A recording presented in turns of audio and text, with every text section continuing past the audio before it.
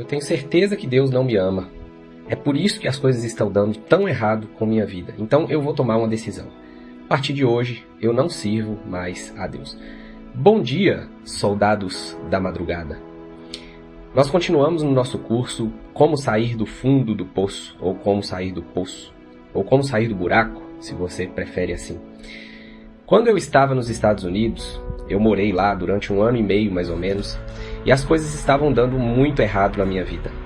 Teve um dia que eu estava na beira do shopping, eu fui sacar um dinheiro, era uma sexta-feira, e eu costumava fazer assim.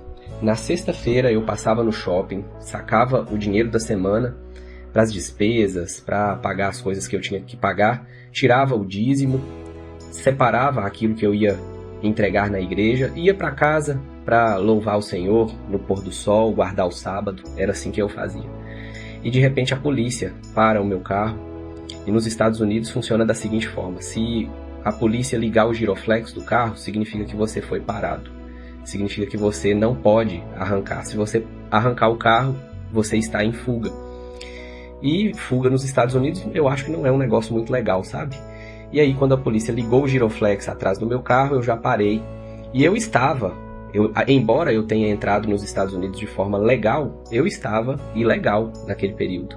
O meu visto já havia vencido, a minha I-94, que é a permanência nos Estados Unidos, também já tinha vencido. Eu estava trabalhando na construção civil e o policial me deu duas multas. Uma porque eu não tinha carteira da Flórida. Eu morava na Flórida e precisava estar com a carteira da Flórida para dirigir ali naquele estado. Mas eu não tinha nem carteira da Flórida nem de outro estado dos Estados Unidos. Era uma carteira internacional que, diga-se de passagem, era falsa.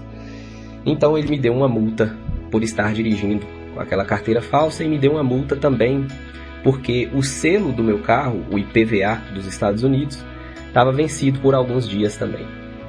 E aí eu comecei a pensar em voltar para casa, porque durante aqueles 18 meses que eu estava ali, eu só passava por dificuldade. Começava em um trabalho, quando as coisas começavam a engrenar, tudo caía, tudo ia por água abaixo. Parecia que nada dava certo para mim.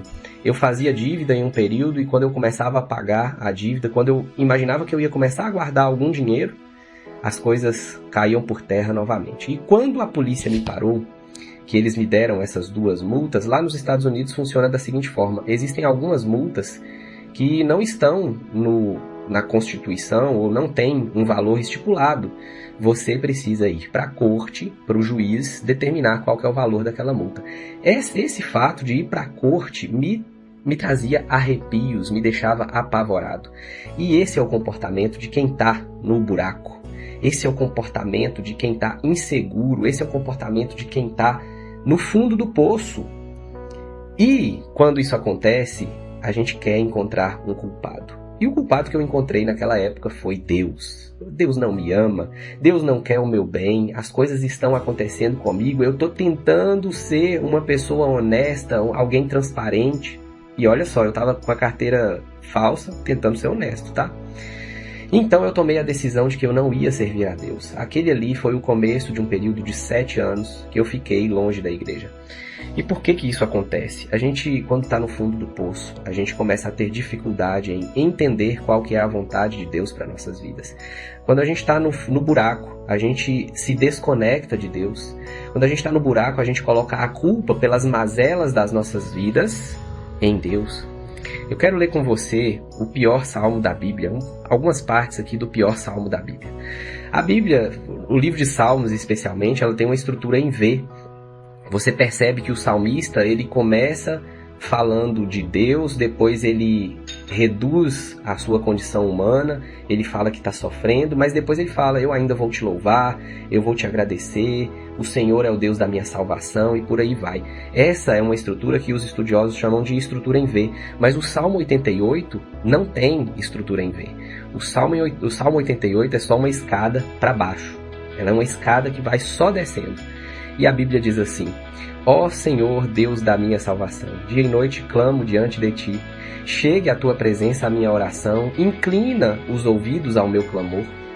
Pois a minha alma está farta de males e a minha vida já se à beira da morte.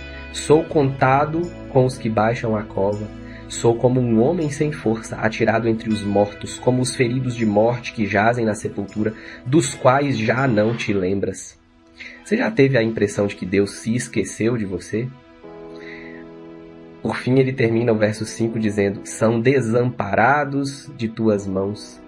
Puseste-me na mais profunda cova, nos lugares tenebrosos, nos abismos. Será que esse cara que escreveu o Salmo 88, que não foi Davi, e foi um salmo dos filhos de Corá, será que Emã, o Ezraíta, não se sentia no fundo do poço? Ou talvez no fundo do poço e cavando ainda mais profundo? Será que não era essa a sensação? Eu tenho 3 recados para você hoje. Primeiro, que o seu relacionamento com Deus não pode ser baseado em sentimentos. Nós queremos entender o relacionamento com Deus com base naquilo que nós sentimos. Eu estou sentindo que Deus está a meu favor. Eu estou sentindo que Deus me ama. Eu estou sentindo que Deus me quer bem.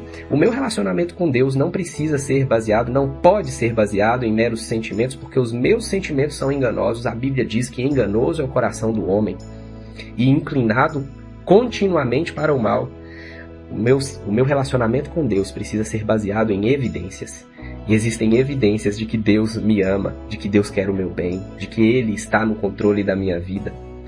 Outra coisa que eu preciso entender: sem Deus, as instruções que eu passo para você são meramente humanistas.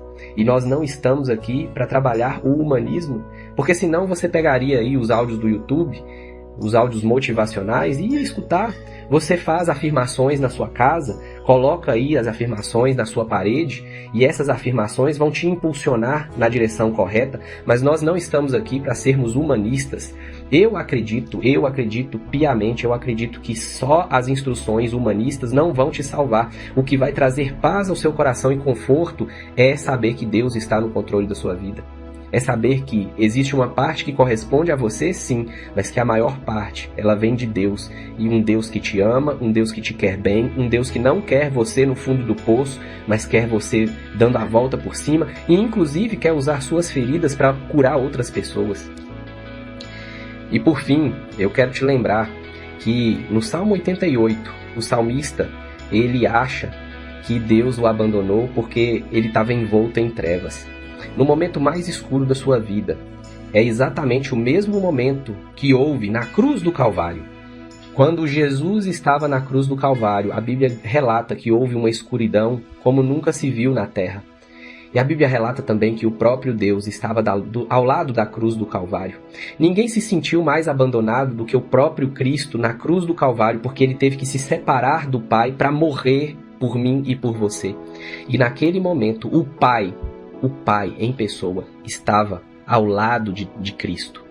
No momento mais obscuro da vida de Jesus, o Pai estava do lado dele, mas ele não conseguia sentir, porque não era um sentimento, era uma realidade. Quando a escuridão tomar sua vida, lembre-se que Deus, o próprio Deus, está ao seu lado. Reconecte-se com Deus. Eu tenho algumas tarefas para você hoje. Reserve 10 minutos para ler um salmo. Se você quiser, pode ler o Salmo 88 e você vai descobrir que Deus não tem problema quando você abre de verdade o coração para Ele. Deus não depende da sua opinião para continuar sendo Deus. Tarefa número 2, escolha um momento do dia para orar e agradecer. E quando você for agradecer, agradeça por algo específico e agradeça a Deus. Por exemplo, Deus, hoje eu quero te agradecer pela vida e pela oportunidade que o Senhor me dá de entender que eu estou no buraco, mas entender também que eu posso sair do buraco com a tua ajuda. Tarefa de número 3. Identifique algo que você precisa entregar a Deus e verbalize isso em oração. Se você quiser, faça uma oração escrita. E talvez hoje você tenha que perdoar Deus, como eu tive que perdoar Deus pelas minhas más experiências lá nos Estados Unidos. Às vezes a gente culpa Deus pelo que está acontecendo de errado com a gente, mas a gente precisa perdoar Deus, liberar perdão para Deus, ressignificar com Deus. Esse é o caminho.